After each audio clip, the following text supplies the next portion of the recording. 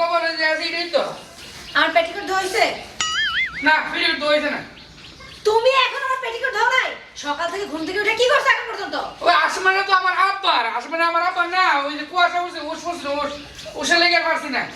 কুয়াশা পড়ছে তোমার ধোয়াতে দেরি হয়েছে। তুমি ধুইয়া দরকারে চুলার পিঠা দিবা শুকানোর জন্য। তুমি এখন আমার পেটিকোট কেন ধোও নাই? ঘরে বসে বসে করো কি তুমি? ও সুলার মিলে দিমু আর সুলার মিলে ফুইরা মানে সেখানে বাসতে পরে আমার বাড়ি যেতে তো নাকি? তুমি দাঁড়িয়ে থাকতে চুলার মধ্যে পুরো কিসের জন্য? হ্যাঁ, তোমার রাখছি কিসের জন্য এই বাড়িতে? আজ যাবো অনেক দুই দিনে ধরে উষ আছে না, উষ বুঝিস নি, উষে লেগে ধুতেছি না। কালো দিয়ে দেবে, কালো দিয়ে দেবে। আমি বাইরে যাইতেছি।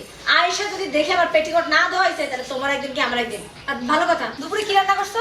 দুপুরে নাচি, দুপুরে তোমার পছন্দের মতো খাবার নাচি। মোল্লা দিয়া লাডি মাছ, মোল্লা দিয়া তোমার মনে করো শুটকি, মোল্লা দিয়ে শ্বশুর বাজার, মূলার সবজি, শাক শাক। তুমি জানো না আমি মুলা খাই না?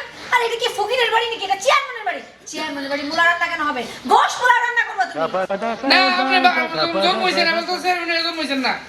চেয়ারম্যান তো এদিকে রয়েছেন, মানে কয়েকটা ভোট পায় হাস করছেন না চেয়ারম্যানের। আগে তো চেয়ারম্যান আসলেন না। চুপ, একদম চুপ। কয়টা ভোট পায় পাস করছি সেটা তোমার বলতে হবে।